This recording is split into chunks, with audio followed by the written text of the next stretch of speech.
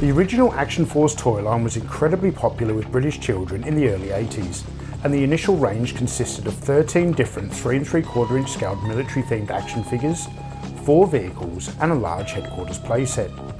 The Palitoy company first produced these toys in 1982, and Action Force was so successful in its first year that the brand even outsold Star Wars toys in November of that year. Prior to 1978, the best-selling boys toy brand in Britain was Palitoy's expansive range of 12-inch Action Man figures, vehicles and outfits. But when toys based on the global smash hit movie Star Wars were introduced into the market, sales of Action Man products began falling, so Palitoy decided to reinvent the brand with a new range of toys produced in the same scale as Star Wars.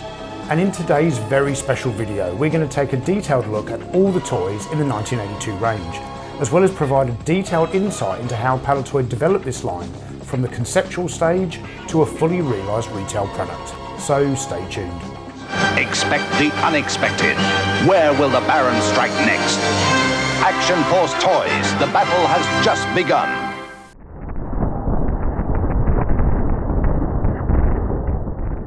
The Action Force toys that were introduced in Britain in 1982 were released in 2 waves, with the first wave debuting in early summer and the second wave appearing in toy shops in October of that year.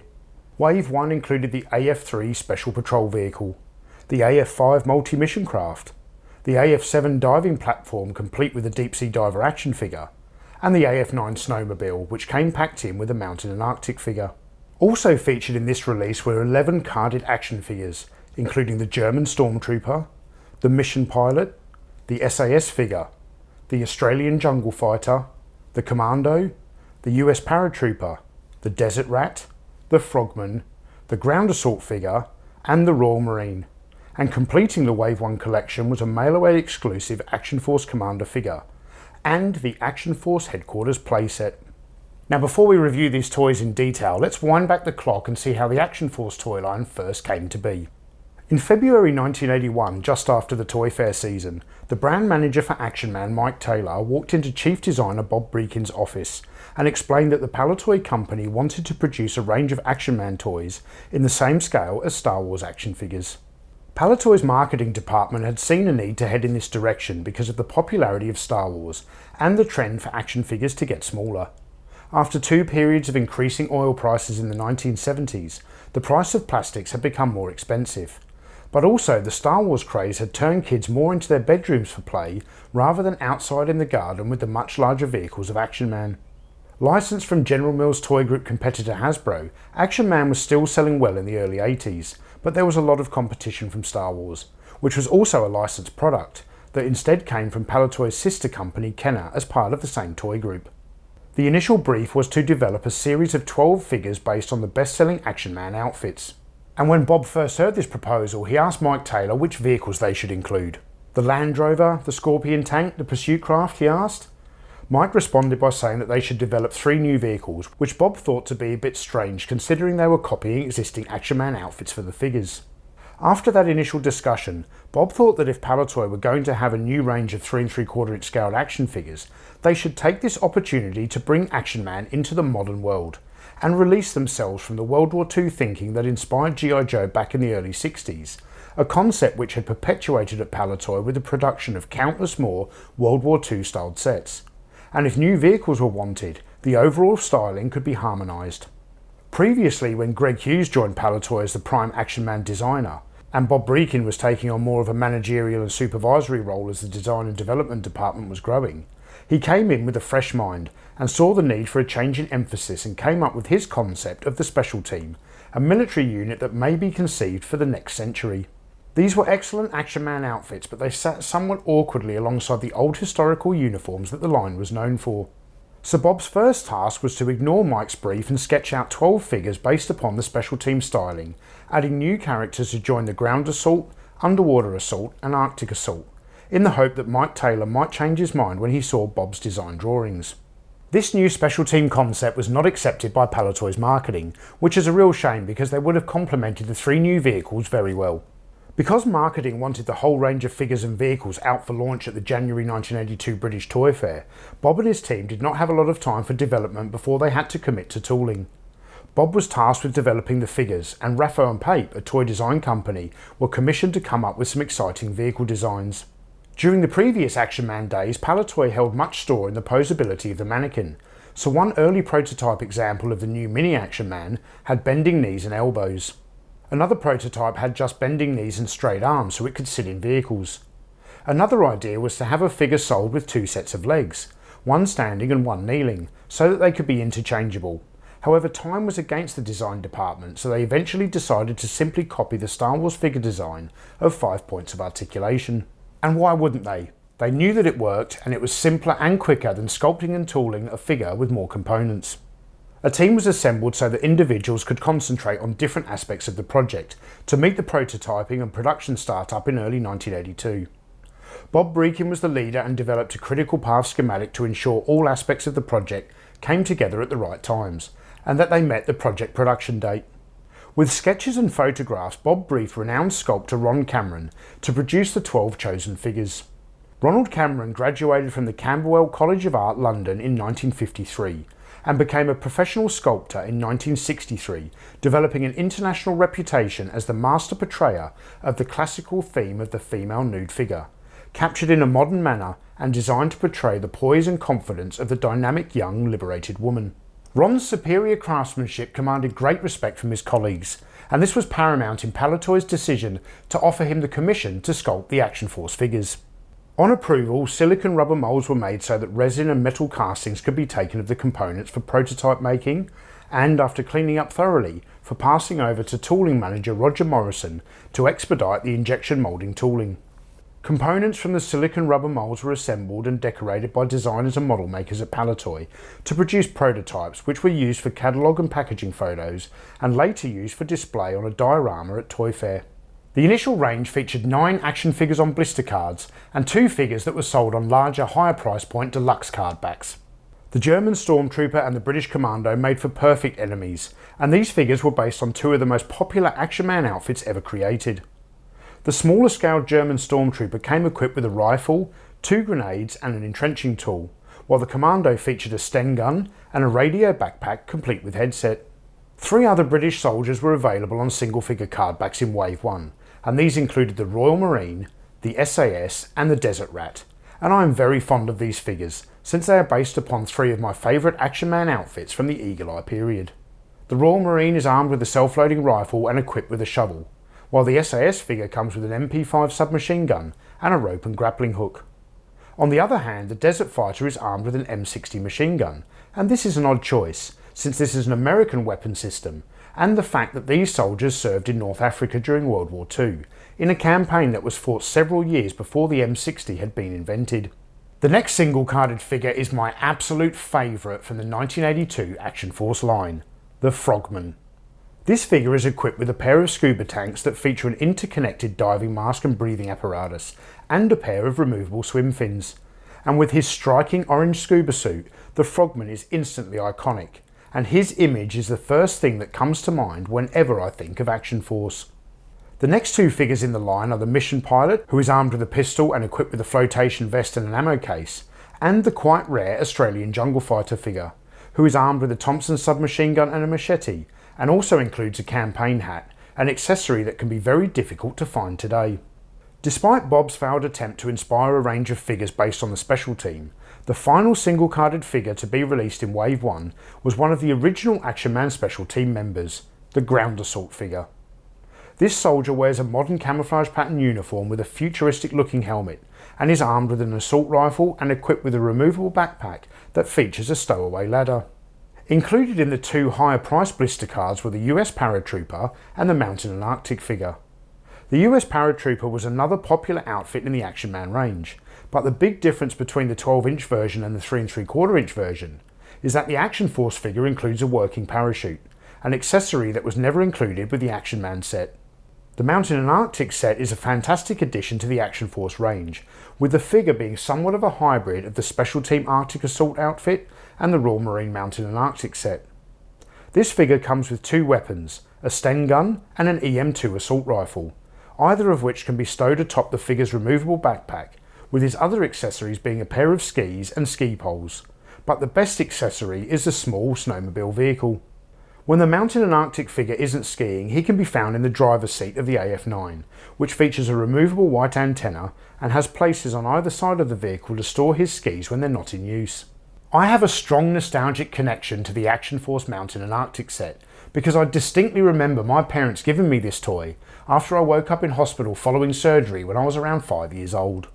The final figure to be included in Wave 1 is the Mail-Away exclusive Action Force Commander, which was based on the ubiquitous Action Man Talking Commander, and is a figure that children could acquire by collecting a series of medals that were printed on the back of the action figure packaging.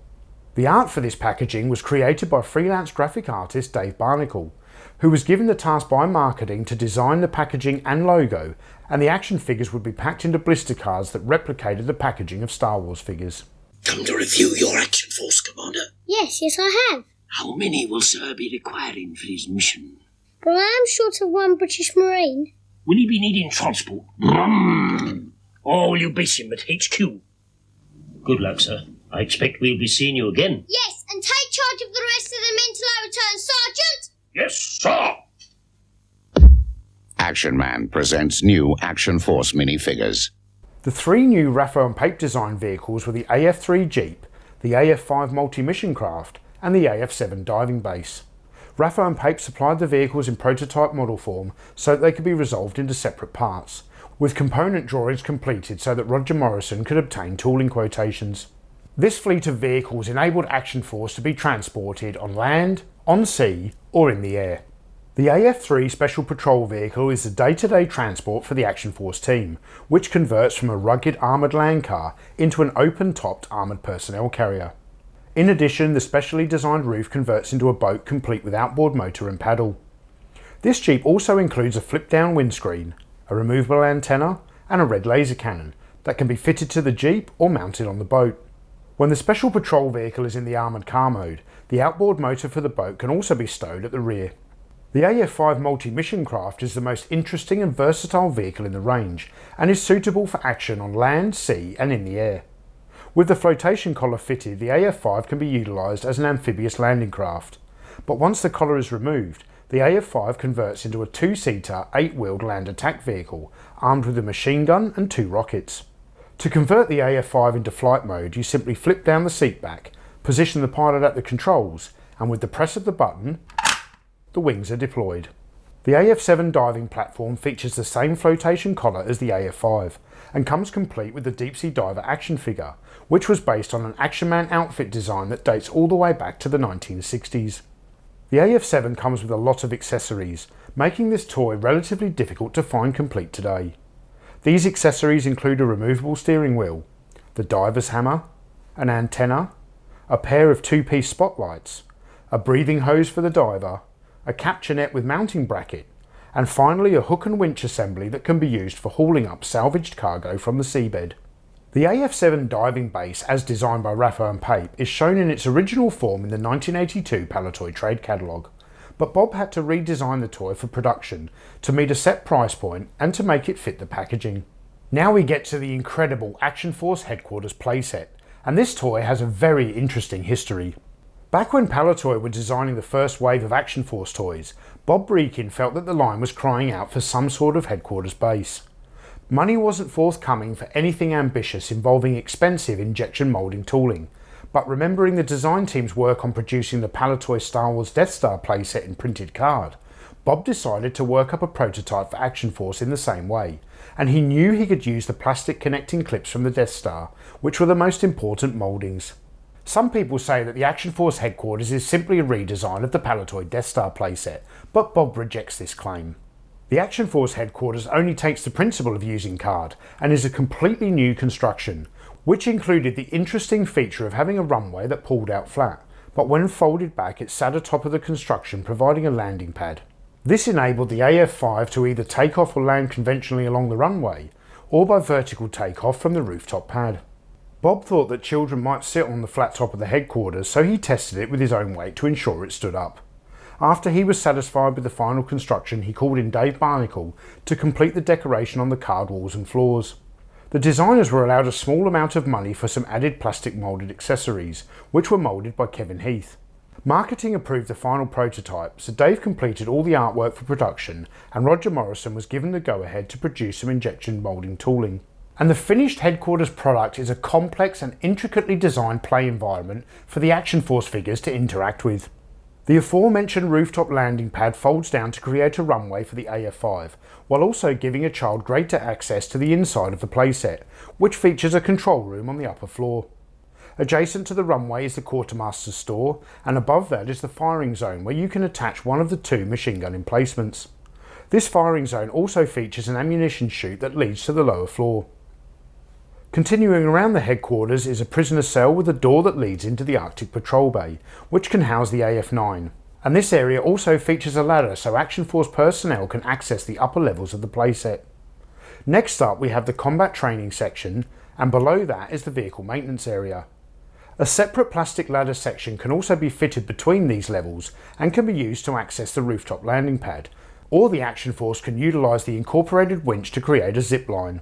To the right of the vehicle maintenance area is a hatch leading into the diver's training pool, which is nestled below the observation gallery.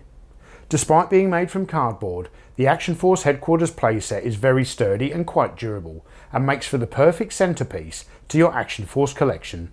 The inclusion of the Action Force headquarters playset completes the first wave of toys released by Palitoy in 1982. And this is how Action Force first saw the light of day. It was marketing's view that Action Force packaging should also be flagged with the Action Man logo, so that the trade and public could see that there was continuity between the two concepts. So it makes sense as to why Mike Taylor wanted to copy the 12 most popular Action Man outfits, although Bob Breakin is still mystified as to why he didn't want to continue that thinking and copy existing vehicles such as the Scorpion tank. The second wave of Action Force hit toy shops in October 1982, adding 6 new figures to the range, although no new sculpts were used, with all of these characters being designed from existing action figure components. The Ground Assault figure was recoloured to become the Arctic Assault, while the Royal Marine was transformed into a British paratrooper with the use of different paint applications. The test shot components shown here indicate that Palitoy was at one point planning a sailor action figure, but the eventual naval assault figure that appeared in Wave 2 utilised a combination of components taken from the Ground Assault and Commando figures. The SAS Frogman is a recolour of the orange Frogman from Wave 1, and while the helicopter pilot is a simple repaint of the mission pilot, he looks more like his Action Man counterpart than the Wave 1 pilot, who looked closer in appearance to the Red Devil parachutist, as opposed to the traditional Action Man helicopter pilot. The final figure to be released in 1982 is not actually based on an Action Man outfit.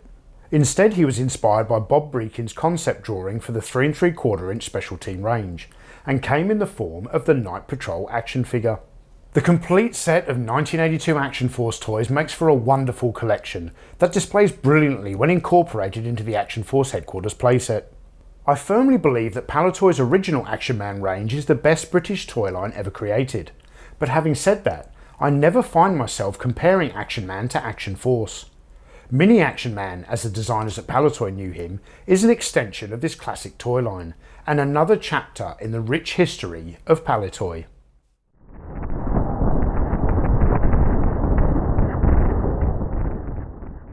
When the Star Wars toy line first burst onto the scene in 1978, it was an overwhelming success, and the 3 3/4 inch scale adopted for the action figures quickly became the new industry standard. British toy company Palitoy paid close attention to the changing play patterns of young children, so when sales of their flagship toy line Action Man began falling in 1980, the company decided to shrink Action Man down from the larger 12-inch size to match the scale of Star Wars toys. This new range of products, now branded Action Force, was first released in 1982, and the initial launch featured the 12 best-selling Action Man designs, now produced as 3 3/4 inch scaled action figures with 5 points of articulation. To provide a wider range of products, Palitoy also produced a variety of toy vehicles and a large cardboard playset. The new Action Force range was an instant retail hit, so as Palitoy entered 1983, the company saw an opportunity to diversify the range, and a new storyline, which featured in the Battle Action Force comics, united the range into an ongoing conflict with an enemy team, commanded by the evil Baron Ironblood. The Action Force was split into 4 new operational units: Space Force for operations above the Earth's atmosphere, Z Force the conventional land army, Q Force for nautical missions, and the Covert Strike Force, the SAS. If you enjoy the content that we create here at Analog Toys, why not take a moment to subscribe to the channel by clicking the little button down there. It's free, it's easy, and it really does go a long way in helping this channel grow, which also enables us to create more high quality videos like the one you're watching right now. So do yourself a favour and subscribe, and while you're there, click the notification bell to make sure that you get notified whenever a new video drops. When Palitoy revamped the Action Force concept in 1983, the company quickly identified the need for an enemy team, so they came up with the idea of Baron Ironblood and his army of Red Shadows. In the Battle Action Force comic, the Baron is described as an evil genius who threatens the world, and his twisted criminal brain dreams of only one thing: world domination. Using powerful and sophisticated weaponry, Ironblood's fanatical followers would gladly die for their master, and together they have vowed to destroy the Action Force. The first wave of toys released by Palitoy in 1983 included the Shadow Track vehicle, the Laser Exterminator, and the Baron Ironblood action figure, along with the Black Major, the Red Shadow Infantry, and the Mouton. So now that you know a little bit more about the enemy of Action Force, let's take a closer look at all the toys in the range. Let's start with the man himself, Baron Ironblood. When Palitoy was redesigning Action Force for 1983, the design department was given very limited funds for new tooling, so the Action Force incarnation of this character, much like the other figures in the range, is a mishmash of previously released figures. German Stormtrooper legs, Scuba Diver torso, Action Force Commander arms, and the head from the Australian Jungle Fighter. This early photograph shows Baron Ironblood during the conceptual design stage, and he is without his helmet, has a green face, and he clearly stole Darth Vader's cape. And I'm very pleased that Palitoy continued to develop this figure before releasing it at retail. Greg Hughes, the designer of the Action Man Space Rangers, drew the original conceptual sketch for Baron Ironblood, and what's really interesting here is that pretty much every single design idea presented by Greg made it into the final product. The figure comes with a Ned Kelly styled helmet manufactured from welded PVC, and is armed with an Uzi submachine gun, the same one that came with the Hasbro released Snake Eyes action figure. In fact, you'll find that the majority of Action Force figures came with weapons originally tooled by Hasbro for their G.I. Joe A Real American Hero toy line. Most of the other enemy team figures came dressed in red, so Greg decided to give the Baron a white scientist's outfit because this colour scheme would distinguish him from the rest of the team. Greg also placed a red and black chevron design on the chest of the uniform to give the figure some colour, and finally he added the Skull and Crossbones logo in the centre of the chest, a logo that was used on all subsequent toy packaging, and one which was also designed by Greg Hughes. Many collectors, myself included, often refer to this team as the Red Shadows, but that isn't quite correct. They were simply the enemy team, and the name Red Shadows was given to their infantry troops. The body for the Red Shadow was taken from the 1982 German Stormtrooper action figure, and Palitoy resculpted the head, giving the Red Shadow a full-face helmet. I believe Palitoy used the German Stormtrooper as the basis for the Red Shadow to give these soldiers a fascist appearance. The figure is dressed in a blood red uniform with black accents and has the Skull and Crossbones symbol on the front of the helmet. Each Red Shadow trooper is armed with a black bazooka and carries an ammo case. To assist Baron Ironblood in leading this army of brainwashed suicidal fighters, he had a second in command, the Black Major, who is a brilliant military commander and tactician, totally emotionless, and he carries out the Baron's orders without question. The Black Major action figure is a simple recolour of the Action Force Commander mail-away figure, this time moulded in black. The figure has black and white chevrons on each shoulder, and the enemy symbol is worn on the left of his chest, and the Black Major is armed with an AK-47, which was taken from Hasbro's Cobra officer figure. The final single-carded figure released in 1983 is the absolutely bonkers design for the Mouton. The character of Mouton is an almost indestructible death robot, built by the Baron to further his evil aims. And the action figure version of the Mouton is a repaint of 1982's Action Force Deep Sea Diver. All the accessories for this figure attached to his helmet and include a weapon system and radar dish, and translucent red visor complete with crosshairs. The inclusion of Mouton is a real turning point in the history of the Action Force toy line, taking a concept that was mostly realistic and then introducing such an insane figure design was certainly breaking the mould, but in my opinion it was a welcome idea, which helped turn the enemy team into a very memorable range of toys. Now we get to the enemy vehicles, two of which were released in 1983. One was a redesign of an earlier Action Force vehicle and the other was borrowed from Hasbro's G.I. Joe toy line. First up we have the Shadow Track, which was adapted from 1982's AF-5 multi-mission craft. The Shadow Track is an 8-wheeled assault vehicle for the enemy team that features side-mounted rocket heads and twin rear-facing laser cannons. The driver of the Shadow Track is named the Red Vulture, and this is basically a red Shadow figure that now has black painted on gloves. Red Vulture can drive the Shadow Track either in the prone position, or the vehicle seat can be raised, allowing the driver to sit facing forward. This position also allows for a rear gunner to sit behind the driver. The last enemy team product released by Palitoy in 1983 was the Laser Exterminator, and this particular example was kindly donated to the channel by my good friend George Aitken.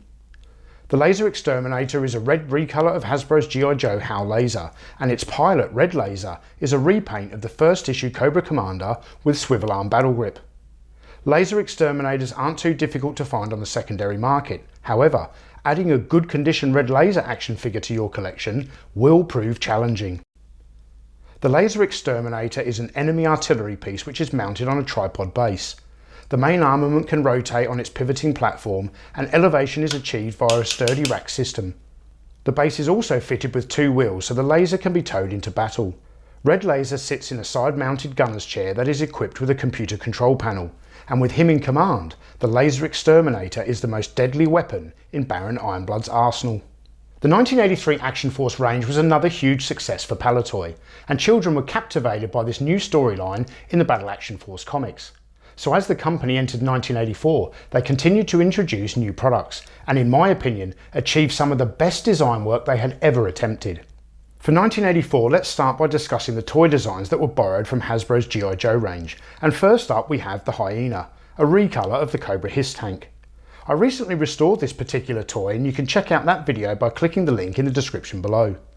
The Hyena is a fairly simple toy and is intended to represent a track-driven tank with an enclosed driver's cockpit and a swivelling laser turret. The most interesting thing about the Hyena is the driver, Red Jackal, a Palitoy repaint of Destro, and just like the Laser Exterminator, this vehicle is relatively easy to acquire, but the action figure isn't. The second toy borrowed from Hasbro is the Escape Armour, which included a Red Shadow action figure, and this product was adapted from the Cobra Snake Battle Armour set. In addition to the toys that Palitoy adapted from Hasbro designs, they also introduced 3 new figures and 1 legendary vehicle. The Robo Skull is far and away my favourite toy from the entire Action Force range, and it was masterfully realised by Palitoy designer Bob Breakin.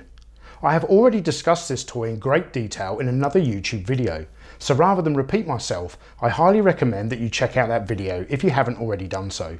You can find a link to the video in the description below. The Robo Skull was advertised as the Baron's ultimate weapon, and it was piloted by Red Wolf, another action figure that was newly designed for 1984. When Bob first designed this toy, he originally intended for it to be piloted by an action figure that eventually became known as Skeletron. And this character would end up as the free mail-away figure for 1984, a figure that children could add to their enemy forces by collecting 5 medals that were printed on the reverse side of the action figure card backs. The final figure in the range was also designed by Palitoy legend Bob Breakin, and he's incredibly proud of this creation, and so he should be. The Kraken is a mutated cross between a human, a lizard and a fish, but before developing this figure, Bob had a different idea that was rejected by Palitoy's marketing department. Bob thought that the enemy team needed another position of command, although he jokes that he doesn't know what the Black Major would think of it. Behold this never before seen image of a proposed Red Shadow officer, a figure that would have taken the fascist uniformity of the enemy team to a whole other level, but after marketing turned down the idea, Bob began work on the Kraken. On the original concept sketch for Kraken, Bob notes that the creature was spawned in Baron Ironblood's secret laboratories, but when this character was introduced in the Battle Action Force comics, the writers changed the backstory, with Kraken being found frozen in ice near the North Pole. The Kraken action figure wears battle armour designed in the traditional blood red colour, with the skull and crossbones symbol emblazoned across the chest. Combining the Kraken's green-scaled skin with the red and black armour really makes him stand out from the rest of the enemy characters, and makes for an incredibly striking action figure that looks wonderful when displayed. The Kraken also carries a net for capturing members of the Q-Force, and is armed with a tri-phaser pistol that was influenced by Neptune's trident. In 1985, Action Force as I knew it had ended, and this was due to the fact that the Palitoy design department was closed in 1984, and the company was no longer developing new products in the UK. The 1985 Action Force range saw the introduction of multiple Hasbro-designed G.I. Joe toys, and in the comic mythology, Baron Ironblood morphed into Cobra Commander, with the storyline rapidly changing direction in order to account for all the new products appearing in toy shops. The new enemy of the Action Force was now the terrorist organisation Cobra, but two of the Baron's original vehicles remained in the toy line. The Hyena continued to be sold, but this time with additional stickers, and a new driver in the form of Hasbro's Hiss Tank driver. The other vehicle to remain in the range was Robo Skull, also adorned with extra stickers, and this vehicle was now piloted by Wild Weasel. The enemy team created for Action Force features some truly inventive toy designs, and the range is really enjoyable to collect. Later in my childhood, when I began playing with Action Force International Heroes, and even later still G.I. Joe, I would always return to Baron Ironblood and the Red Shadows, as they constituted a fantastic alternate adversary for the Joes and Action Force to do battle with. Many of Palitoy's designers also agree that the enemy team was the most fun team to develop because they could really let their imaginations run wild, creating bizarre creatures and fantastical flying machines. The Baron and his army of Red Shadows are truly iconic and make for a formidable enemy, and my childhood memories of their battles with Action Force will live on for many years to come.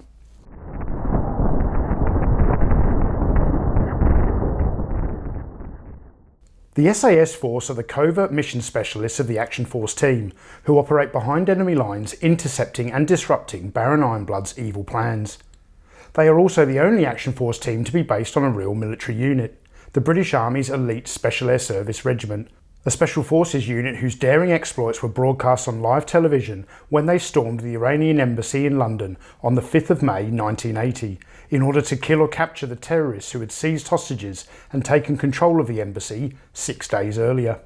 The assault on the embassy, known as Operation Nimrod, lasted just 17 minutes, with the SAS rescuing all but one of the hostages, capturing one of the terrorists and killing the other 5. The raid was considered to be one of the most successful anti-terrorist missions ever conducted, and the SAS quickly found themselves capturing the imagination of the British public. The SAS also captured the imagination of the toy designers who worked at the legendary British toy company, Palitoy. A few short months after the successful raid, Palitoy released the SAS key figure as a new product for their extremely popular Action Man toy line, and this 12-inch action figure was a huge success at retail. In the months and years following Operation Nimrod, public interest in the SAS continued to grow, as did the appeal of the toy line, so Palitoy embarked on a marketing concept that had never been attempted before with the Action Man product line. Palitoy took the original SAS key figure and expanded the range, creating the very first Action Man combat team, which included a variety of different SAS outfits and 1/6 scaled vehicles. In the early 80s, the SAS range was the most successful branch of the Action Man product line, so when Palitoy shrunk the toys down to the 3 3/4 inch scale to compete with Star Wars, they naturally included an SAS figure. This figure is designed with an exact miniature recreation of the black outfits worn by the SAS soldiers when they stormed the Iranian embassy. The figure is dressed in black overalls with an assault vest and black gas mask with grey flash hood, and the figure is equipped with a rope and grappling hook and armed with an MP5 submachine gun. I am extremely lucky to own a number of prototype pieces based on Palitoy's original Action Force SAS figure, all of which have been very kindly donated to the channel by Palitoy's lead designer of Action Force, Mr. Bob Breakin. These items include a test shot of the figure's torso that has been moulded in yellow plastic, along with a resin casting of the action figure's head, and a test shot of the figure's arms that were moulded in a low melt metal material. Also included in my collection is this damaged prototype model of the SAS figure that has been cast in epoxy resin, hand painted, and is a piece that was on display at the British Toy Fair in January of 1982. But my absolute favourite piece is this all-metal prototype of the original Action Force SAS figure. This prototype has also been moulded in a low melt metal material and was used by Palitoy for photography, as well as being on display at the British Toy Fair in January 1982. This prototype figure stands slightly taller than the eventual production figure, and note the right arm, which has less of a bend at the elbow compared to the action figure that Palitoy would release at retail. The SAS was one of the most popular figures from the 1982 range, so when Palitoy was revamping the Action Force concept for 1983, they opted to take the SAS figure and, much like they did with Action Man, expand upon the idea, turning the SAS into one of the 4 new Action Force teams. For the all-new 1983 product range, Palitoy offered up the SAS Panther Jeep, the mobile missile system, and the SAS Boat Patrol, along with the Parrot Attack, the SAS Squad Leader, the Frogman, the Commando, and finally the SAS Pilot. The SAS Panther is a UK recolour of the Hasbro designed Vamp Jeep from the G.I. Joe A Real American Hero toy line, and comes with a figure named Stalker, who is also a UK recolour of the version 1 Snake Eyes action figure. And here to discuss the SAS Panther in greater detail is Michael French from Retro Blasting. If I had to pick a favorite vehicle from the entire G.I. Joe line, it would have to be the Vamp. The Vamp was the very first G.I. Joe toy I was ever given as a birthday present in 1982, and it came complete with straight arm clutch. And the Vamp is just such a versatile design. I really loved its ruggedness. It truly did match up with that message on the boxes of G.I. Joe vehicles that said designed for rough play. Unlike a lot of G.I. Joe vehicles that didn't, the Vamp actually was designed to hold up to rugged play, and it did it quite well. And then when I saw the Vamp Mark II, when my next door neighbor got it, I was over the moon because I thought, oh man, desert brown, doors and a roof, I've got to have that. I ended up never getting it, unfortunately, because I was still very much into Star Wars at the time. And then the Cobra Stinger came out at the same time, and the kid across the creek got that one, and I was just like, I'm missing out. I got the Awe Striker later, and the Awe Striker, I mean, it was great. It's a great toy, but it didn't live up to, you know, the Vamp. It wasn't as rugged. It was really just sort of a lightweight version of the original Vamp. And I really felt like I had missed out on some really cool vehicles. And I had. And then the Tiger Sting came out. And I said, I'm not missing out this time. And I bought the Tiger Sting. Even though I hated the paint job, I had a Vamp with doors and a roof. As an adult collector, I said, you know what? I'm going to get all the Vamps I can. And so, of course, the first thing I did was I reacquired my childhood Vamp, the original Mark I.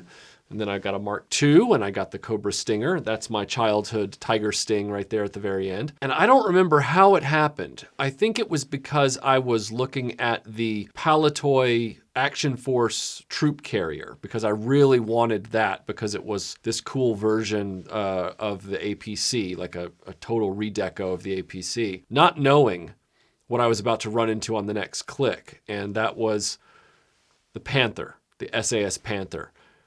I didn't even know that thing existed. I was still sort of scratching the surface of Action Force. And when I saw that with, you know, a variant of Snake Eyes now called Stalker, which is kind of funny because they didn't package the Panther with the actual Stalker figure. They just named Snake Eyes Stalker and gave him gray accents, which is kind of funny. If we're being objective, yes, the SAS Panther is a recolor of the Vamp Mark I. But unless you're just totally cynical, there's a lot more going on than that. In addition to the wheels and the wheel hubs, the color scheme that they chose is far more dynamic and very much in that 80s vein. So for example, the black and gray with the bright yellow accents, it's not garish like Tiger Force. It speaks more to that early 80s to mid 80s Tron kind of aesthetic. And I found that to be very cool as a kid. If I had known the SAS Panther existed, if it had been available to me, that would have been the one I'd have wanted. And then you have the really awesome sticker redesign with the SAS Dagger decals on the side. You've got the added decals in the interior of the vehicle that give the cabin more interest. It's just a beautiful, beautiful toy. Even the black plastic itself is far shinier than the Cobra Stinger, so it stands out even when sitting next to that vehicle. The functionality of the SAS Panther is identical to the original Mark I Vamp. It has the dual cannon on the back with the pull lever to make the barrels go back and forth. In that respect, it is no different. It has the gas cans on the back, this time colored in a bright yellow rather than an army green. Given the price points, I'm probably never going to own a Dreadnought Ground Assault or the Canadian exclusive black Cobra Vamp. But when I found out the SAS Panther existed, I knew I had to have that in my collection, and money was no object. And fortunately, I found one relatively quickly and in very minty condition. And I'm proud to say that it is now in my collection. Is it my favorite Vamp of all time? Yeah, it actually is. I was shocked when I got it because as cool as it looked, I thought it would never usurp the Vamp Mark II. And then when I opened up the parcel and pulled the Panther out of its container and then got it on display, I thought, man, that thing sings. It is just a gorgeous, gorgeous toy. And the Vamp being my favorite vehicle in G.I. Joe, the SAS Panther is my favorite Vamp. The SAS Panther can also be found in a number of different variations. I'm not going to list them all here, but as an example, Michael's Panther has a black roll cage, whereas my version of the Panther features a yellow roll cage. Now let's move on to the next SAS toy that Palitoy offered in 1983.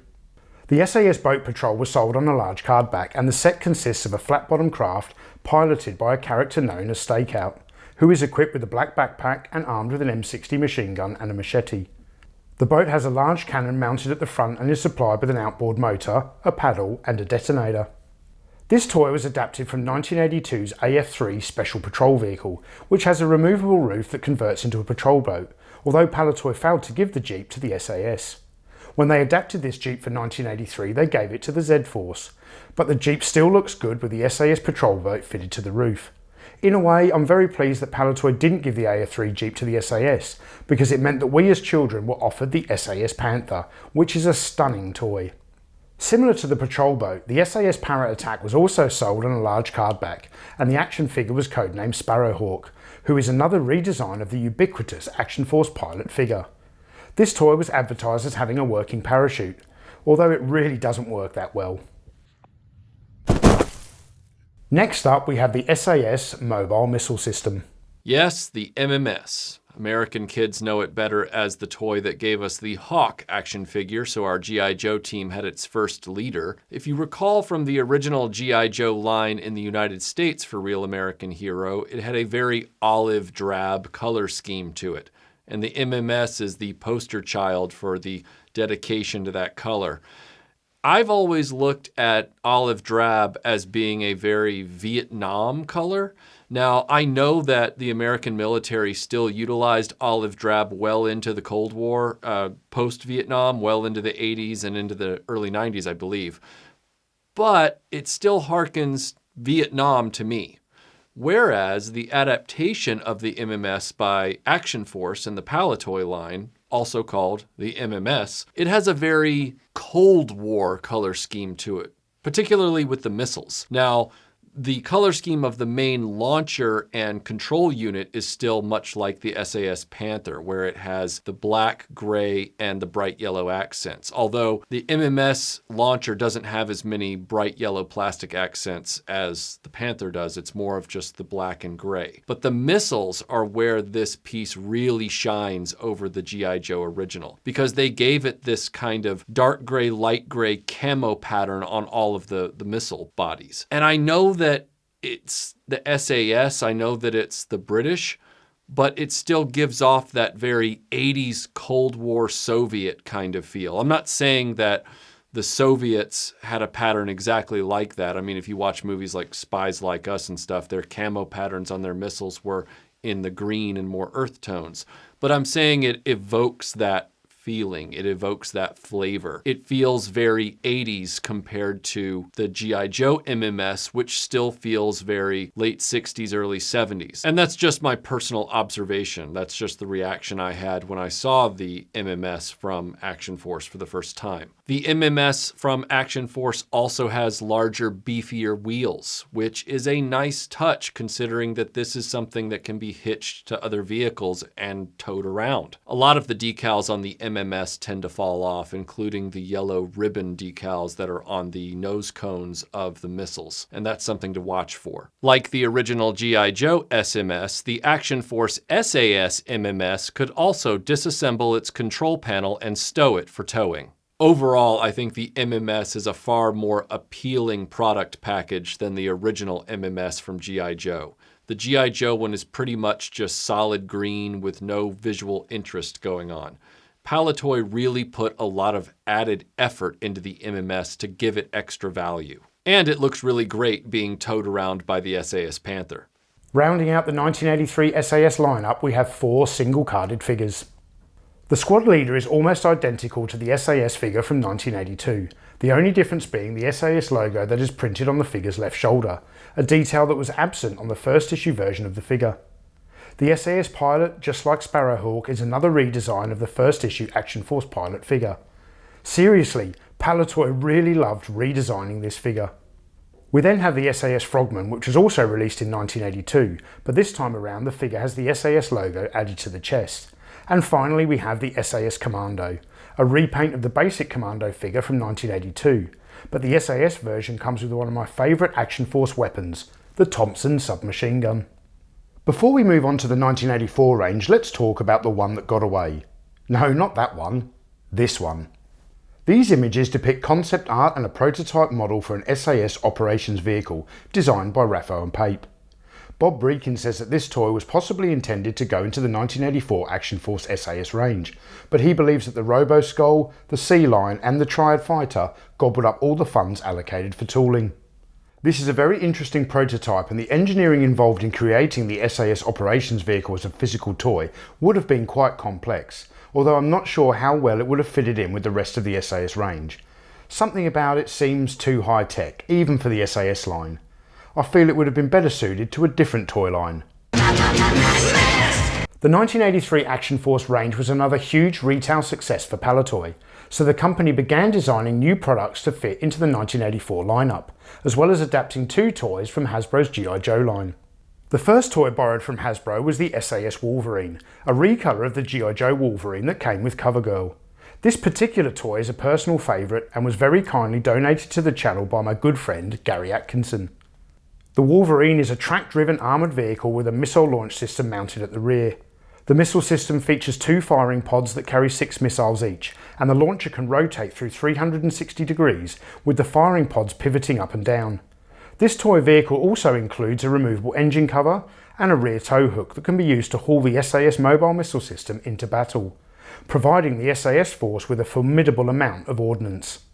The Wolverine also includes a grey plastic tow rope, but unfortunately this accessory suffers from an incredibly weak design, and finding mint and unbroken examples today can be very challenging. Driving the Wolverine is an action figure named Hunter, who you should recognise as a UK repaint of Hasbro's Cobra Officer, a figure that was also recoloured as the Cobra Stinger driver, with this toy also appearing in the 1985 Action Force product range. The other Hasbro designed toy adapted for the SAS range is the silent but deadly helicopter named the Hawk. The Cobra Fang is an iconic toy from the G.I. Joe toy line, and when Palitoy redesigned this vehicle for Action Force, they gave it the same black and yellow colour scheme as the rest of the SAS team vehicles, and it makes for one very striking toy. The Hawk is armed with 4 heat-seeking missiles, a rapid-fire rotating cannon, and a single bomb is carried on the underbelly. The Hawk is piloted by Blades, another UK repaint, which this time was adapted from the G.I. Joe tripwire figure. The Blades action figures are difficult to find today, especially with the SAS chest logo still intact. The last SAS products produced by Palitoy include a single-carded figure and a small vehicle. The Attack Trooper is a quite unusual design which in my opinion doesn't really fit in with the aesthetic of the SAS Force, and with his creepy looking gas mask, I think Palitoy should have painted him red because he seems much better suited being employed as a minion of Baron Ironblood. The final toy in the range is the SAS Silent Attack, and this product was wonderfully realised by Palitoy designer Brian Turner, with this particular example being generously donated to the channel by George Aitken. The Silent Attack set features an action figure codenamed Beaver, who pilots a stealth kayak, and this toy always reminded me of the story of the Cockleshell Heroes. The kayak features a revolving searchlight and has been designed with hidden wheels incorporated into the bottom of the hull. Beaver is equipped with a life vest and paddle and can also mount his grease gun at the front of the kayak. You should also note the small antenna, which is easily broken and often missing. I'm incredibly fond of the SAS Silent Attack set. So much so in fact that I've actually created a 1/6 scale Action Man version of this toy. Sadly, the Palitoy design department was closed in late 1984, so no new Action Force SAS products were developed for the new year. In fact, although we continue to be offered toys such as the Z-Force ATC and the Robo Skull, no SAS toys were released in 1985. The Hawk was reissued but reverted back to being the Cobra Fang. The Silent Attack kayak was recoloured and was used by Recondo, while the Wolverine returned to its original G.I. Joe colour scheme, and the very rare 1985 Action Force release of this toy got a new driver, in the form of Rock and Roll. The SAS team created for Action Force is an iconic British toy line that is just as popular with collectors today as it was with us children back in the early 80s.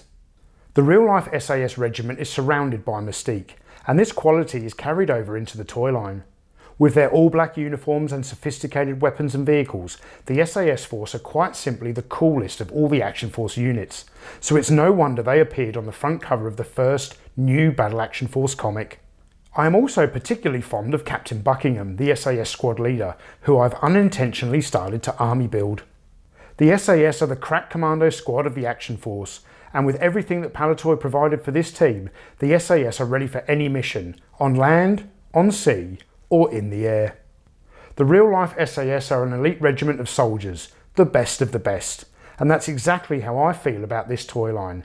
It's the best 3 3/4 inch action figure range designed by the best British company to ever manufacture toys.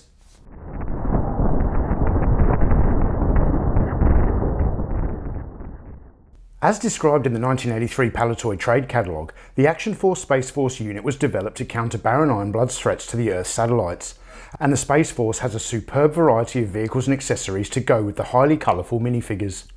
Bob Breakin, the manager and lead designer of Action Force, states that when Palitoy's new marketing manager asked the designers to reconceive the Action Force range for 1983, the design team came up with various ideas for the Action Force teams, with the different proposals eventually being slimmed down to 4, with Space Force seeming a more exciting prospect than the Air Force. The first wave of Space Force toys released by Palitoy in 1983 included the Cosmic Cruiser, the Satellite Defense Mini Vehicle, and the Space Force Commander action figure, along with the Space Patroller, the Space Security Trooper, and the Space Force Pilot. The Space Force Commander's real name is Captain Charles Chuck Connors, codenamed Sky Raider, and according to his data file, Sky Raider is not a man to be trifled with. Quick decisions and energy to carry them through are his hallmark. The Space Commander is armed with a blue Uzi submachine gun and equipped with a removable officer's cap accessory, and this action figure is dressed in a grey uniform with white sleeves, which bear his Space Force rank insignia, and his outfit also features blue gloves and boots. Completing Captain Connor's ensemble is the Space Force logo, which is printed on the chest of his tunic. All of the Action Force teams needed a logo, and Bob Breakin designed all of these except for the enemy team emblem, which was designed by Greg Hughes. The logos were to be tampo printed very small on the action figures, so the design for each emblem had to be quite simple. The Space Force logo was supposed to be a lightning flash, but Bob says that the more he looks at the emblem, it resembles a pair of mountains. The next action figure in the lineup is the Space Force Patroller. This figure represents a generic Space Force fighting man, which has a really cool looking design with his fully enclosed helmet, although this design does prevent the figure from having any neck articulation. The figure wears a yellow jumpsuit with blue gloves and boots, and is armed with an Uzi submachine gun and a laser rifle, which was taken from Hasbro's Flash action figure from their G.I. Joe A Real American Hero toy line. This laser rifle also features a cable that plugs into the back of the action figure, however collectors should be careful since this cable is prone to breaking off the rifle, which is why I always display mine with the cable unplugged. The Space Security Trooper is a simple recolour of the Space Force Patroller, with the only difference being his jumpsuit is moulded in orange plastic instead of yellow. And while the Space Security Trooper was available on a single figure card back, he also came packed in with a Satellite Defense mini vehicle. The Satellite Defense is a small but agile one-man fighter that the Space Force uses for patrolling the Earth's atmosphere. As mentioned in previous episodes, Palitoy had been given very limited tooling funds to adapt the Action Force concept for 1983, so the design team had to be very creative. In a sense, the designers kit-bashed many of these new Action Force vehicles using existing parts, although Bob says that the term kit-bashing was not an expression that they used back in those days. In my eyes, the Satellite Defense mini vehicle could be the poster child for the creative adaptability displayed by the Palitoy design team. Firstly, the main body and chassis of the craft was adapted from 1982's AF-9 vehicle, that came packaged with the Mountain and Arctic figure. The Satellite Defense also features dual front-mounted laser cannons, which have been copied from the weapon mounted on the rear of Hasbro's Vamp Jeep. Missiles have been moulded into each side of the craft, and although these aren't removable, 2 removable missiles have also been included, and these were taken from 1982's AF-5 multi-mission craft. But the most interesting feature appears on the underbelly of the Satellite Defense, with this simulated propulsion unit actually being developed from Kenner's tooling for the Millennium Falcon radar dish. Palitoy have also designed a clever way for the security trooper to mount his rifle while he is piloting his craft and protecting the Earth's satellites from an enemy attack. The final single-carded Space Force figure released in 1983 is the Space Pilot. This figure is very similar in design to the Space Force Commander, although his uniform features a different colour scheme, and while the space pilot also carries a blue Uzi, his headgear is different, being equipped with a helmet and visor, another accessory taken from the Hasbro designed Flash action figure. The single-carded space pilot figure is codenamed Hot Jets, and note his blue boots. And why is the colour of his boots worth a mention? Well, this figure was recoloured with orange boots and packed in with the Cosmic Cruiser. This repainted pilot figure is called Moon Dancer, and he is the pilot of the Cosmic Cruiser, a sophisticated spacecraft that has been specially designed for the Space Force. Much like the enemy team's Shadow Track vehicle, the Cosmic Cruiser's chassis has also been adapted from 1982's AF-5 multi-mission craft. The Cosmic Cruiser is a fast and manoeuvrable spacecraft that features twin impulse antennas and spring-release skids for lunar landings. The vehicle also includes frontal assault sting lasers, but its main armaments consist of twin side-mounted electron beam ionising cannons, the mould for which was copied from the G.I. Joe rapid-fire motorcycle's 20mm Gatling cannon. The main cockpit is accessed via a hinged canopy, and again, much like the Shadow Track, Moon Dancer can pilot the vehicle in the prone position, or adjust the front seat so that the Cosmic Cruiser can carry a second member of the Space Force in a rear-facing position, which makes me believe that this vehicle's design was somewhat inspired by the Star Wars Snowspeeder. Following 2 years of retail success with the Action Force toy line, Palitoy proceeded with the development of new products for the Space Force for 1984. Up until this point, the biggest threat to the Space Force was Baron Ironblood's laser exterminator, but in 1984, the Baron would acquire his ultimate weapon, the Robo-Skull. So it was essential that the Action Force develop their own vehicle to counter the threat posed by this new enemy weapon platform. The Triad Fighter was the Action Force response to the Robo-Skull, and both of these toys were masterfully designed by Bob Breakin. Bob drew several conceptual sketches for the Triad Fighter, and one of his main focuses while developing this toy was to design a vehicle that would encourage the use of more than one action figure, which led to him having thoughts of a mothership with two smaller daughter pods, which were eventually renamed as wingships. Just like the Cosmic Cruiser, the Triad Fighter is also piloted by Moon Dancer, and each wingship features removable thrusters and a side-mounted laser weapon. On the wingships, the clear cockpit canopies are not hatched, instead they are completely removable and easily lost, making this toy difficult to find complete on the secondary market. The mothership, however, does feature a hinged canopy, as well as rotating wings, so that once the wingships are deployed, the mothership can fly through the Earth's atmosphere in a more aerodynamic fashion. Overall, I believe this is a wonderfully designed toy with immense play value, and what child didn't want to get 3 vehicles for the price of 1? When Bob was sketching designs for the Triad Fighter, he was also drawing concepts for another Space Force vehicle. This photograph shows the prototype for the Cosmic Troop Transport, which was conceptualised by Bob Breakin, but further developed by model maker Kevin Heath. But the most significant model in this image is the prototype for the proposed female space officer. I'm only speculating when I say that Bob may have been inspired by the Alien movie directed by Ridley Scott, because this image does give off that vibe. The Cosmic Troop Transport is very alien-esque, and the prototype female space officer is, in my opinion, the first possible attempt at making an action figure of Ellen Ripley, although Bob states that when he was designing this figure, he was actually inspired by Valentina Tereshkova, the first woman to have flown in space. Now, before we move on to the final figure in the range, let's take a moment to talk about the Space Force Battle Gear set. I have neglected to mention these sets in previous episodes, but it should be noted that every Action Force team was afforded a Battle Gear set, and the Space Force was no exception. This set gave children the opportunity to equip their Space Force troops with additional weapons and gear, not offered with the basic carded figures. This set included blue versions of many Hasbro designed weapons, such as Gung-Ho's grenade launcher and Destro's laser pistol. The final character in the range was also designed by Palitoy legend Bob Breakin, and that figure is the Space Engineer. This is one of the best designed figures in the entire Action Force range, Space Force or otherwise, and an early prototype for the Space Engineer can also be seen in the photo depicting the Cosmic Troop Transporter. The Space Engineer wears a spacewalk-styled suit moulded in yellow plastic with grey and blue accents. The figure comes with a raisable blue translucent visor and has a space tool moulded into his right hand. According to Action Force lore, the Space Engineer lost his left hand performing a heroic deed in the depths of space.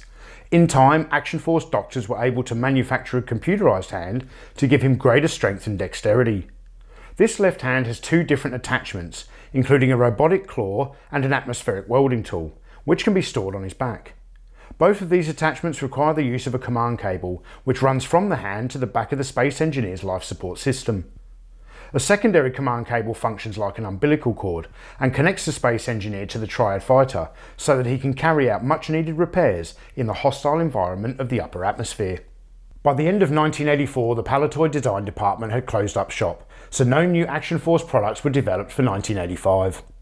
The decision to close the Palitoy design department was made by the General Mills Toy Group in New York, who wanted to centralise its European operations in order to cater for its pursuit of global branding.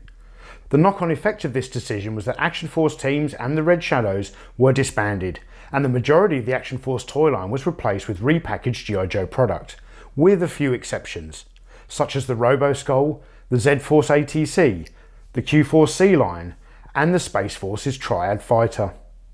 The 1985 release of the Triad Fighter was supplied with different stickers, and this late issue version of the toy is very rare and quite costly to acquire today, which is why I don't own one, with these images having been very kindly provided by Action Force collector Robin Fawkes.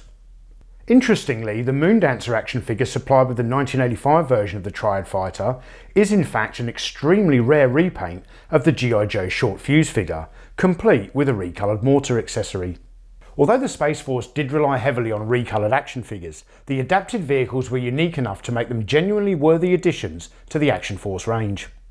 And while the most popular Action Force teams will always be the Z-Force and the SAS, the Space Force deserves a lot of credit for being the only team that was truly prepared to take on the fearsome Robo-Skull. The Space Force also appealed to children whose taste did not solely revolve around military-themed toys, with this team seamlessly mixing in with the Star Wars toy line, providing fans of both franchises with multiple options for background characters and vehicles in each other's universe. In my opinion, the Cosmic Cruiser, the Satellite Defense and the cast of Space Force characters are great toys, but the Triad Fighter with its futuristic appearance and immense play value, and the Space Engineer with his creative design aesthetic made for two truly unique and memorable toys that help raise the Action Force brand up to the legendary status that it holds today. So it is testament to Bob Breakin's design skills and imagination that the two highlights in this team are the Triad Fighter and the Space Engineer, both of which are his creations. Although I must say that Bob would never want to take full credit for these, as many other members of the design department played a part in the development of these toys. Particularly Kevin Heath, the model maker who brought Bob's design sketches to life, and Bob likes to think that if the Palitoy design department had not have been closed in 1984, Kevin's model for the Cosmic Troop Transporter may have been developed into a toy for the 1985 Action Force range. And who knows where else they could have taken the Action Force Space Force under different circumstances.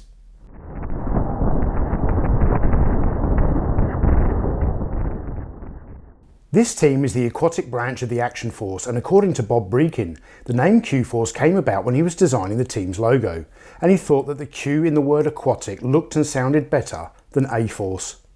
The first wave of Q-Force toys released by Palitoy in 1983 included the Swordfish, the Stingray mini vehicle, and the Deep Sea Defender action figure, along with the Sonar Officer and the Aqua Trooper. The Deep Sea Defender's real name is Jamie Hugh McLaren, codenamed Leviathan. And according to his data file, Leviathan is a slow-moving but quick-thinking man, which has got him out of many tight spots. The Deep Sea Defender action figure is a repaint of the first series Action Force Deep Sea Diver, who this time around is adorned with the trademark Q-Force colours of yellow, red and blue, and the Q-Force logo is proudly displayed on each shoulder of his diving suit.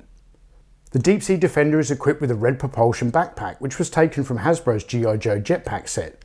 However, because this figure does not share the same O-ring construction design as G.I. Joe figures, there is no hole in his back to attach the backpack. So Palitoy devised a highly advanced method to attach the pack to the figure: a rubber band. Captain McLaren is the leader of the Q-Force and the perfect man to tackle any dangerous deep sea mission.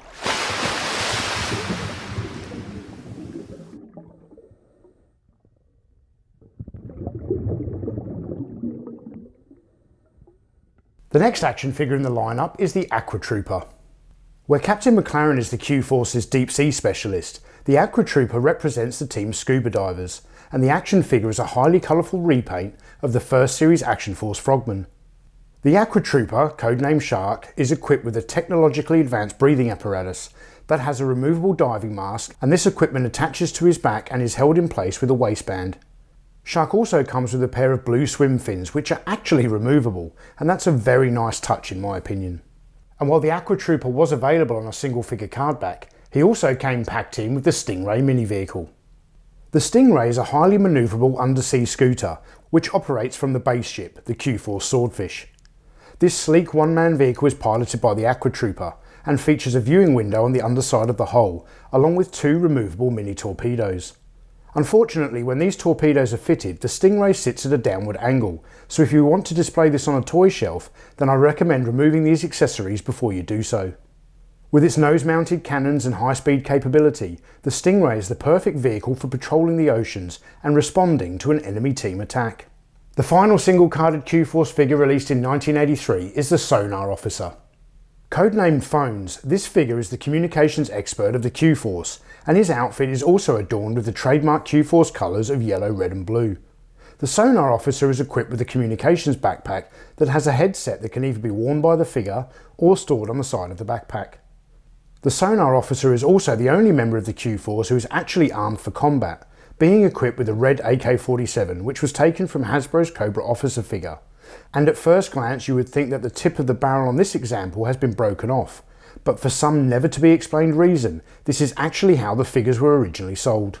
Now we get to the only significant vehicle released for the Q-Force in 1983, the Swordfish. As previously mentioned, the Swordfish is the Q-Force base ship, and this toy is one of the few Action Force vehicles to be sold without an accompanying action figure. The Swordfish was designed by Palitoy legend Bob Breakin and was adapted from the first series AF7 vehicle. However, Bob didn't feel that the AF7 was too exciting, so he redesigned it and got Kevin Heath to make a better model, which looks sleeker and more aggressive.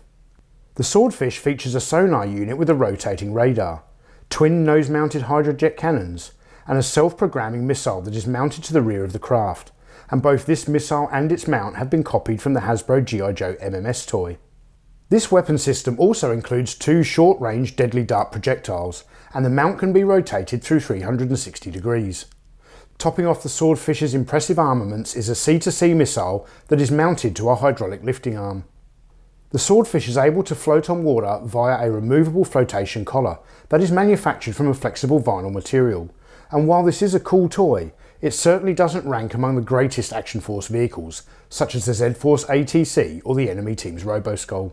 Following 2 years of retail success with the Action Force toy line, Palitoy proceeded with the development of new Q-Force toys for 1984. By the time the Action Force toy line had ended, the Q-Force would be known as the smallest of all the Action Force teams, but not through lack of trying, as Palitoy continued to release new Q-Force products in 1984. First up we have Surfer and the Sea Skimmer, the latter of which was a type of stand-up jet ski mini vehicle. Bob Breakin designed this toy with a polypropylene integral hinge, where a figure could stand on the rear of the Sea Skimmer and the front of the craft could be held in the hands of the figure. The Sea Skimmer also features two mini rockets that attach to the front of the vehicle. While the Sea Skimmer is a neat little toy, I would have much preferred if Palitoy had gone ahead and manufactured the alternate prototype that they had been designing for 1984. The Q-Force Officer has a stunning appearance and is one figure that I definitely would have loved to add to my collection back in the day. The final toy released for Q-Force in 1984 is one of the all-time greatest Action Force vehicles, the Sea Lion. I have been nervous about reviewing the Sea Lion toy for a long time because it is such an incredible creation that I never thought my words could do it justice. But here we are. Brian Turner, who started out as Palitoy's display manager but moved into toy design after developing the Action Man Police motorcycle, designed the Q-Force Sea Lion, and his early prototype concepts are notably different from the final product. One of Brian's models was sent to the design company Raffo & Pape, with instructions to give the toy a styling job, which they did, but they also developed an alternate design that was later rejected by Palitoy. Once the design of this toy was finalised, Ken Wallhouse began work on the production tooling. Now that you know about the development of this toy, let's take a closer look at the Q-Force Sea Lion. This submersible vehicle features an opening canopy and there is room inside the cockpit for two Q-Force figures, including the Sea Lion's pilot, who is codenamed Dolphin. The Sea Lion also includes two breathing masks that fit over the figures' faces and have hoses which plug into the top of the control panel. At the rear of the vehicle we have the oxygenation unit, and you can remove the cover to reveal 2 storage compartments for carrying spare Q-Force equipment. Also located at the rear of the Sea Lion is the diver's platform that has been specially designed to accommodate 2 Aqua Troopers. There is some very nice detailing on the underside of this toy, where you will also locate the 2 retractable anchors, and situated just behind those you'll find the trigger that operates the underwater retrieval system. When this trigger is depressed, it manipulates several different functions, including the electromagnetic claws and the elevating heat-seeking missiles. And this action also raises the position of the video camera, which is situated just behind the canopy hinge. You should also note that this video camera unit is one of several detachable accessories, with the other attachments being a laser cannon, an antenna and a searchlight, any one of which can be attached to the opening engine cover. 2 detachable mini-subs are also carried on either side of the Sea Lion, and in order to deploy these, the mounting platforms extend out on each side.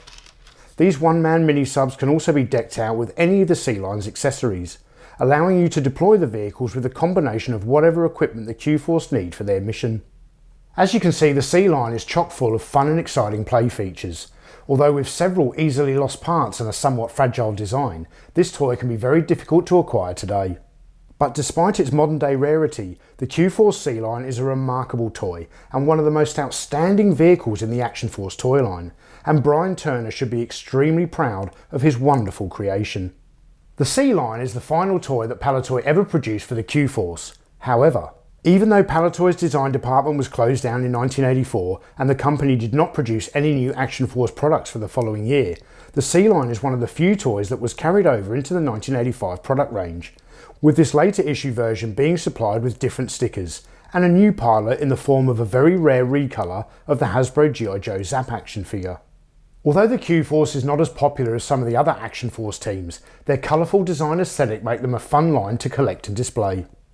But if there is one thing that detracts from the appeal of this team, for me anyway, is that Palitoy never provided the enemy team with an aquatic vehicle for the Q-Force to do battle with. And once they had captured the Kraken in the jaws of the Sea Lion, this team was often sidelined when I was a child in favour of the more popular SAS and Z-Force.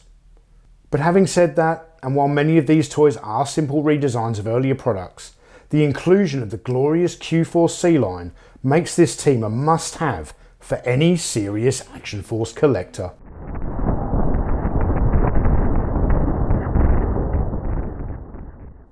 When I first set out to produce a 5-part video series covering the Palitoy Action Force range from 1983 and 1984, I was quite reluctant because at the time I had a far from complete collection of the toys, and my gut told me that the series would take over 18 months to produce, which is a serious commitment for any YouTuber to make. But thanks to luck, passion, some incredible generosity, and the support of all you fantastic toy fans, here we are with the final episode, and I promise you this one's going to be epic. I am now very fortunate to be able to say that I have practically every single Action Force toy from that era, and since the beginning of this journey, I always knew the Action Force Z-Force would be the last team we would cover in the series, because quite simply the Z-Force is the largest of the teams, with the most toys to collect, some of which are quite rare, and it's always good to go out with a bang. So in this final episode we'll be covering the Action Force's conventional land army, the Z-Force. According to Palitoy's 1983 trade catalogue, the Z-Force are also known as the Heavy Brigade, the heavy punch of the Action Force, and the toy line features a complete range of highly detailed military figures, with a wide selection of superb vehicles and accessories to enhance the play value of the product. As depicted in the Battle Action Force comics, the Z-Force infantry represent the best of the best, and these battle-hardened soldiers fight alongside the other Action Force units, most often against Baron Ironblood and his army of Red Shadows. Baron Ironblood's introduction of the laser exterminator has forced the country to expand its military capacity. Underwater with Q-Force, seen here operating from their floating missile base. In space from this cosmic cruiser. And revealed tonight for the first time, the newly developed Z-Force battle tank. Supporting it on land, the SAS missile system, attack jeep and the Z-Force cannon. More news as it's made from new Action Force.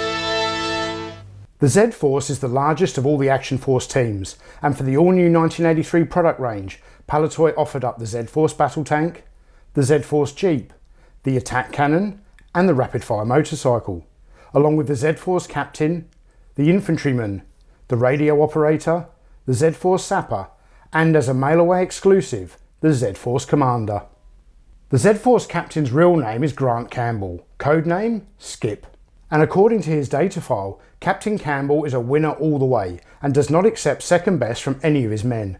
The Z-Force Captain action figure is a repaint of the first series Action Force British paratrooper, who this time around is wearing the trademark Z-Force green and black camouflage uniform with a red beret, and the Z-Force logo is proudly displayed on each shoulder of his combat shirt. Moulded around the figure's waist is a 58 pattern webbing system so Captain Campbell can carry ammunition and spare kit, and the figure is equipped with a rope and grappling hook and armed with an SLR rifle. The Z-Force Captain figure also features a very handsomely sculpted face that looks remarkably similar to the face of Palitoy's 12-inch Action Man figure, upon which it was based. The next figure in the lineup is the Z-Force Infantryman. These dependable soldiers are the backbone of the Action Force, and they won't let you down in a firefight. As with the majority of Z-Force figures, the infantrymen wear a uniform that is adorned with the trademark Z-Force green and black camouflage pattern, with the main difference here being that the infantrymen wear a hooded combat smock instead of a shirt. The Z-Force infantry are all armed with MP5 submachine guns, and equipped with backpacks for carrying extra kit whilst on foot patrol. These backpacks also feature some additional straps at the top, which can be used for stowing the MP5 when it's not in use. The final two single-carded figures released in 1983 are the Z-Force Sapper and the Radio Operator.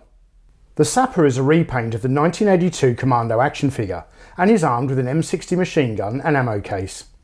This figure features camouflage trousers and a green shirt, with 2 ammo belts worn across the chest, along with 3 bright red hand grenades. But I'm not sure why, because throughout my entire military career I have never come across red painted grenades of any kind. The Z-Force Radio Operator is codenamed Breaker, which I'm sure is a nod to the G.I. Joe communications officer of the same name, and this figure is very similar in style to the Z-Force Captain, with the main differences being that Breaker wears plain green combat pants and a forage cap instead of a beret. This cap is also removable, with his other accessories being a Sten gun and a communications backpack complete with headset. Supporting this formidable unit of ground specialist troops is an array of highly advanced vehicles and artillery. The Jeep is the only Z-Force vehicle that Palitoy designed from the ground up, with all the other vehicles in the range being UK repaints of existing Hasbro G.I. Joe vehicles, and the Jeep is a recolour of the first series AF3 vehicle. The Z-Force Jeep is a simple but quite sturdy toy that can carry up to 4 seated action figures, with another 2 figures being able to hitch a ride on the side rails. The Jeep is equipped with a flip-down windscreen and a removable antenna, and is armed with a red laser cannon.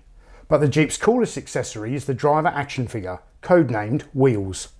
At first glance this figure may just look like another Z-Force infantryman, but the 2 figures are distinguishable by the different coloured ammo pouches worn on their belts. Another very cool feature with the Z-Force Jeep is that it can turn the boat patrol into a roof when conducting operations with the SAS. While the Z-Force Jeep is fast and manoeuvrable, when the team requires a combination of heavy artillery and high-speed capability, they call in Quarrel and the rapid-fire motorcycle. And here to discuss this toy in greater detail is Michael French from Retro Blasting. Ah, the Ram Cycle, one of the original 1982 G.I. Joe vehicles in that signature army green, complete with a Gatling cannon on the side. I was still way into Star Wars at the time of this vehicle's release, but it felt like every other kid in the neighborhood had it. The cycle was notable for not having handlebars due to the fact that the Joe figures did not yet have a swivel arm, so anyone riding just shoved their forearms under the instrument panel. Even though the Ram Cycle did not come with an action figure and the box art depicted Breaker riding it, I've always associated this vehicle with rock and roll, which may have been due to his frequent use of the motorcycle in the original Marvel comics. And it should be mentioned that Stalker famously drove the Ram Cycle right through the middle of a US military base in the original animated miniseries, with its Vulcan Gatling cannon now conveniently a laser cannon instead. The Ram, or Rapid Fire Motorcycle, shouldn't that be RFM Motorcycle? Whatever.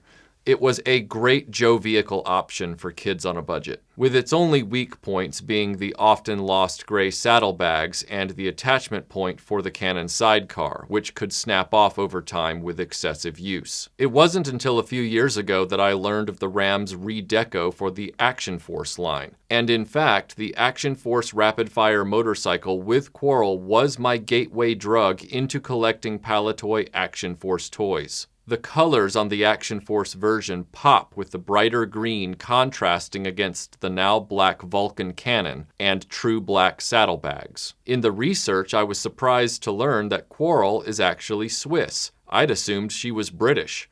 Her real name? Hedda Pulver. Learning that the Scarlet figure was not simply repainted, but truly recharacterized into a new person entirely within the mythology, made this figure a must-have for my Vintage Joe collection. It should also be noted that Quarrel is the only female figure to be released into the line in either 1983 or 1984, and this toy ranked highly among my personal favourite Action Force toys when I was a child. Now we get to the most fearsome weapon in the Z-Force arsenal, the Battle Tank. This motorised tank is a UK recolour of the G.I. Joe Mobat and comes complete with a repaint of the Hasbro designed driver action figure, who maintains his G.I. Joe codename of Steeler, which is a quite unusual occurrence in the Action Force toy line, with most Hasbro figures being renamed for the UK market. Steeler is armed with a grey, not black, Uzi submachine gun and wears a red helmet with a grey flip-down visor. Beyond the action figure, the Z-Force Battle Tank was produced with very few accessories, and to complete the toy you simply need to ensure that you have the cover for the battery compartment and the machine gun barrel that attaches to the command turret. The Battle Tank's main gun is retractable, a feature that I believe was included to allow the tank to fit inside the retail packaging. The gun is fixed to the main battle turret and the barrel can elevate while the battle turret can traverse in either direction. Two D-size batteries power the Battle Tank's motor, which is activated by pushing the command turret either forward or reverse. The Battle Tank can also turn either left or right by turning the command turret in the direction you want it to go.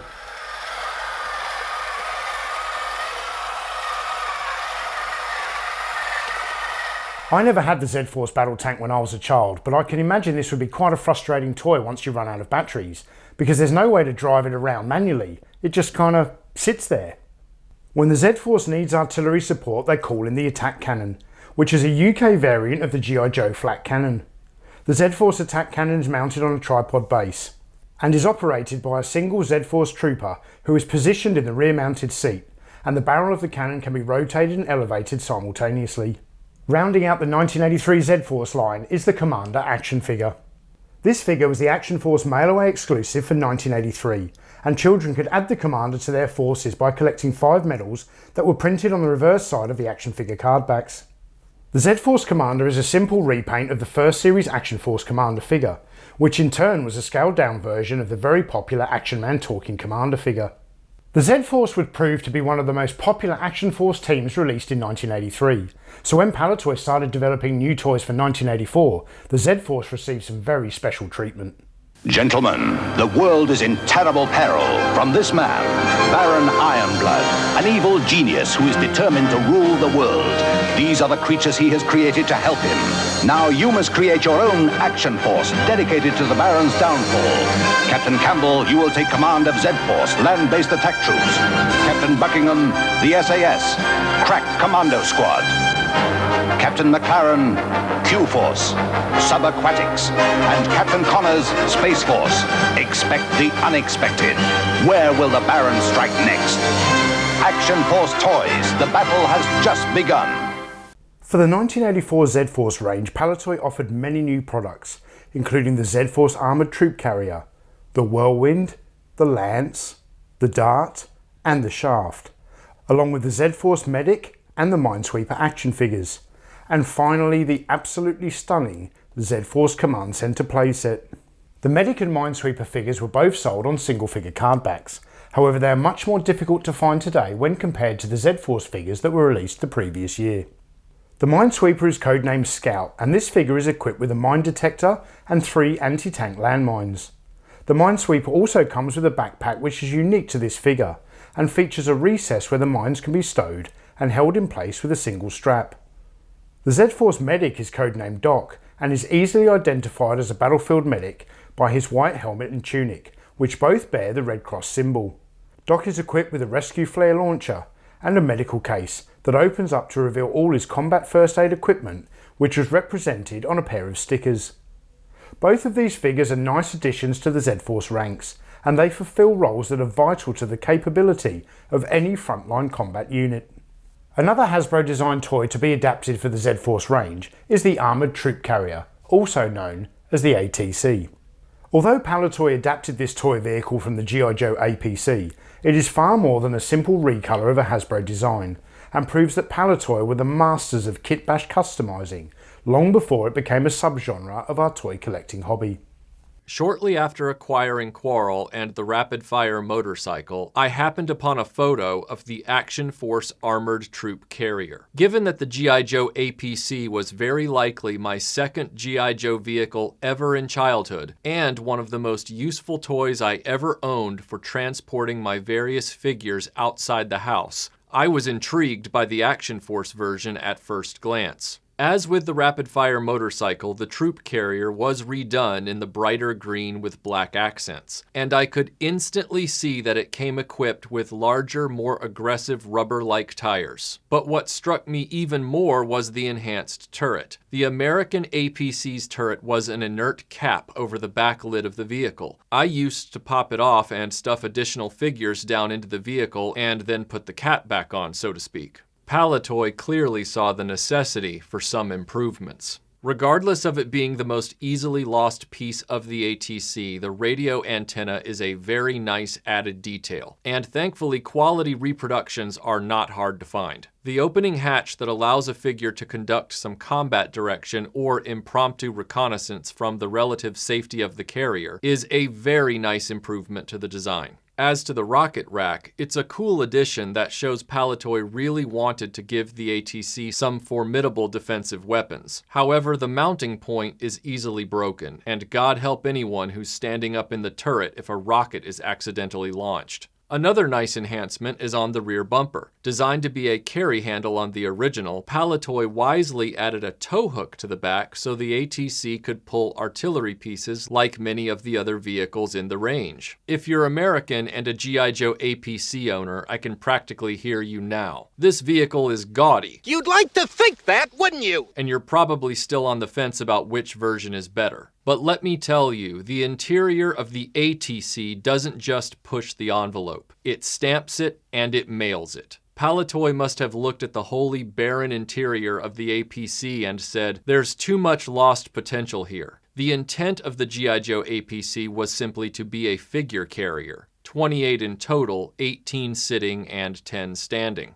But what kid had 28 Joes in 1983?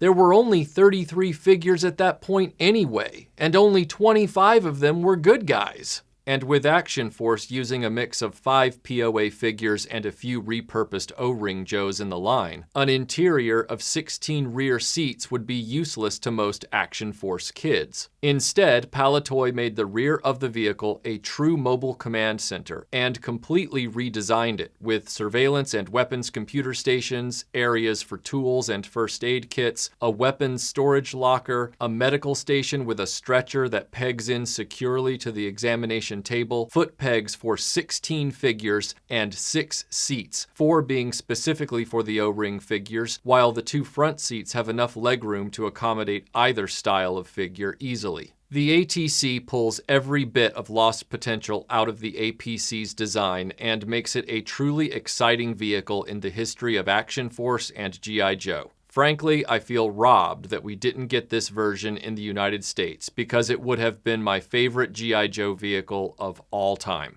It immediately became a holy grail for me to find, and thanks to the immense generosity of Carl Downing and George Aitken, I can say I now have one in my collection. Alongside larger vehicles such as the ATC, the Z-Force was also afforded a number of smaller accessory sets in 1984. The Z-Force Battle Gear set was sold on a card back, similar to the way the action figures were sold, and the set includes many common Z-Force weapons and accessories, although this time around they have been moulded in green plastic. Where the Battle Gear set was sold on a blister card, The Z-Force were also issued with 3 remote-controlled weapons, which were sold in small boxes, and these are all adapted from the Hasbro-designed G.I. Joe pack rats. These 3 weapon systems include a flamethrower, codenamed Shaft, a machine gun, codenamed Lance, and a missile launcher, codenamed Dart. All 3 of these accessories are quite fragile and feature several unique parts, making them difficult to find complete today, especially the small handheld devices that a child could use to pretend that the Z-Force control these weapons by remote. A slightly larger accessory issued to the Z-Force in 1984 is the Whirlwind. This heavy weapon features twin-mounted Gatling guns, and the Whirlwind is operated by a single Z-Force trooper. The Whirlwind is trailer-mounted and can be towed into battle behind the ATC, and once it reaches its destination, the wheels fold down to establish a more secure firing position. The gun base swivels and the barrels elevate in unison, and the Whirlwind also features 2 panels, which can be removed to reveal the weapon's ammo loading ports. When combined with the attack cannon, the Shaft, the Lance and the Dart, the Z-Force are able to establish a formidable fire support base, and one that Baron Ironblood and the Red Shadows would definitely think twice about attacking head-on. Before we talk about the Z-Force Command Center playset, we need to discuss the toy that got away. Towards the end of 1982, Palitoy's chief designer Bob Breakin came up with the idea for the Action Force Mobile Command Center, with this sketch being drawn by a young graduate designer named Max. These never-before-seen images show the prototype concept for the Mobile Command Center, which was based on the G.I. Joe Adventure Team Big Trapper vehicle. Bob envisioned a large vehicle where children could use lots of action figures, and also use the toy as a storage container. The concept was not used in 1982, and when the design team was developing ideas for the new Action Force teams for 1983, Bob tried to use the concept again, this time as the Z-Force Mobile Command Center.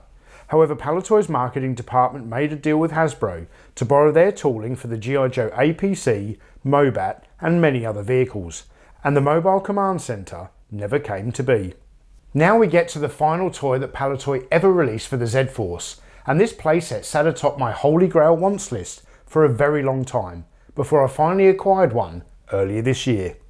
The Z-Force Command Center is a repaint of the G.I. Joe Headquarters Command Center playset that was first sold in the United States in 1983. For the British release of this toy, Palitoy painted the structure in the trademark Z-Force green and black camouflage pattern, and it should be noted that there are 2 variations of this playset, one with a crisp camouflage pattern and one with a fuzzy camouflage design. Before we discuss the finer details of this playset, let me first point out the other differences between the Z-Force Command Center and its G.I. Joe counterpart. Firstly, most of the smaller accessory attachments for the Z-Force version of this playset have been manufactured in red plastic, instead of the grey plastic used for the G.I. Joe Headquarters accessories. And this was a conscious decision made by Palitoy to give the Command Center the same design aesthetic as the rest of the Z-Force toy line. Secondly, and more significantly, the Z-Force Command Center was sold with 2 action figures included, one of which is a repaint of the G.I. Joe Gung-Ho figure, renamed Gaucho, and the other is a repaint of the popular Stalker action figure, which was renamed as Jammer. These 2 figures are extremely difficult to find today and rank among the rarest Action Force figures ever released. Jammer is armed with a submachine gun and wears a camouflaged outfit with the Z-Force logo worn on the centre of his chest. And this figure represents the Z-Force communications engineer, who can often be found stationed at the Command Center's control console. Gaucho, on the other hand, comes without any accessories, and this particular figure was very kindly donated to the channel by Alex Leslie. However, when Alex sent us Gaucho, he wasn't in the greatest of condition, so I have to sincerely thank my good friend Joseph for his masterful restoration of this vintage action figure. In the Action Force storyline, Gaucho is a former circus strongman and is the strongest soldier in the Z-Force. He is also a brilliant mechanic and can often be found repairing vehicles in the motor pool area. The Z-Force Command Center is stacked to the brim with exciting play features, so let's take a closer look at this incredible playset. The aforementioned motor pool area features a mechanics lift, so that Gaucho can work on the underbelly of the Z-Force Jeep. This is also the most cleverly designed area of the playset, because Hasbro wisely incorporated enough features to enable a variety of different vehicles to integrate with the playset. Most people know that the Vamp Jeep can be parked here, and that the laser cannons can be pointed through the armaments, but what a lot of people don't know is that there are recesses on the mechanics ramp to accommodate the Polar Battle Bear, a toy that never made it into the Action Force lineup, as well as posts that are designed to accommodate the G.I. Joe Heavy Artillery Laser. But unless the Z-Force capture an enemy team laser exterminator, these features are useless. The Whirlwind also fits seamlessly in this firing position, as does the attack cannon. The compatibility between this area of the playset and the other vehicles available in the line is very well thought out. But considering that not all the G.I. Joe vehicles were brought into the Action Force line, and that some of them were issued to different teams, you could say that Palitoy missed a bit of a trick here. And speaking of integration, this is also applicable to the Heavy Equipment Supply Depot, where the Z-Force battle tank can roll up the ramp and park in a position where the main gun can protrude through the armoured wall. Both the motor pool area and the Heavy Equipment Supply Depot feature weapons racks, where the Z-Force troops can store their small arms. The front of the playset features the double Devastator cannon, which is operated by a single Z-Force trooper, and scattered along the command centre's armoured walls are a variety of weapons, cameras and searchlights. The Z-Force command centre also features a helicopter landing pad, but since the Z-Force have no aircraft to speak of, the airframe most often seen landing here is the SAS Hawk. A weapons storage unit is located at the rear of the command centre and is used for stowing spare Z-Force equipment, while the control console features flip-up computer screens and a pair of matching chairs. Finally, in the heart of the command centre is the prison, where the Action Force can hold captured enemy team personnel. The Z-Force Command Centre is the largest toy ever produced for the Palitoy Action Force toy line, and it is a sight to behold when you have it in hand. When I finally received this playset earlier in the year, I was surprised by the sheer size and weight of this toy, as well as its immense playability, but what struck me the most was its overall appearance. This toy is simply gorgeous. Despite the massive popularity of the Action Force toy line and its phenomenal retail success, the General Mills Toy Group, who owned the Palitoy company at the time, were pursuing a global branding model, and they made the very sad decision to close the Palitoy design department in late 1984.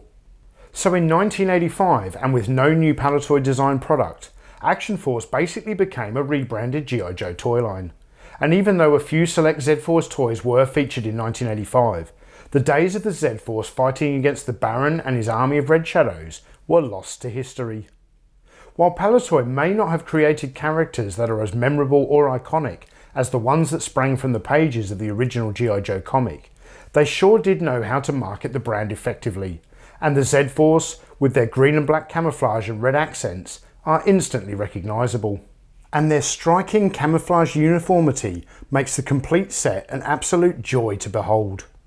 Some collectors also state that Action Force are inferior to G.I. Joe due to their limited articulation. But they rarely say the same thing when comparing G.I. Joe to Star Wars, and in my personal opinion, I feel that the Action Force toy line stands apart from comparison with these other brands, since the range was gifted the benefit of both worlds. Some of the figures feature the added articulation that was afforded to the G.I. Joe brand, while the 5-point articulation construction of the other figures enables superior sculpting that isn't interrupted by ball joints or rivets. From 1982 to 1984, Palitoy's Action Force toy line represented a zeitgeist moment in the memories of countless British children. And before I wax poetic about this marvellous toy line, well, any more than I have already, let me quickly touch on a couple of toys that were missing from earlier episodes of the series. Firstly, we have Red Jackal, the infamous repaint of the Destro action figure, which I did not own when I filmed part 1 of this series, but I am now very pleased to have him command the Hyena vehicle that I restored, which is just one of the toys that have been very kindly donated to the channel by George Aitken, a man whose generosity knows no bounds, and a man who is also responsible for inspiring me to produce this Action Force video series, after he sent the channel an incredible gift box back in November of 2019. Secondly, we need to talk about the Red Shadows escape armour, a toy that I said I wasn't interested in when I made the enemy team video, but now that I own a minty example, I am sincerely grateful to Gary Atkinson for selling me this toy at such a decent price. Wow, this has been a long video, but I must say that the conclusion of this video series is a very bittersweet moment for me. I have thoroughly enjoyed collecting this quintessentially British toy line, but more importantly than that, I have taken great pleasure in producing this video series for all of you to enjoy. And if I have turned just one of you into an Action Force toy collector, then my work here is done. Palitoy's Action Force toy line represents the best of British, an all-encompassing range that fulfilled every possible childhood dream and thrilled us with exciting playtime adventures. And it is testament to the magnificent skills of toy designers such as Bob Breakin, Brian Turner and many others that we are still talking about these toys to this very day. The latest attacks, led by Baron Ironblood and his evil forces, seen here in exclusive coverage, have forced the country to take action. With me in the studio tonight is the squad leader from the newly formed SAS and the head of the new Z-Force, Captain Grant Campbell, who will be taking command of their combined troops at a secret destination later tonight. More news as it's made from new Action Force.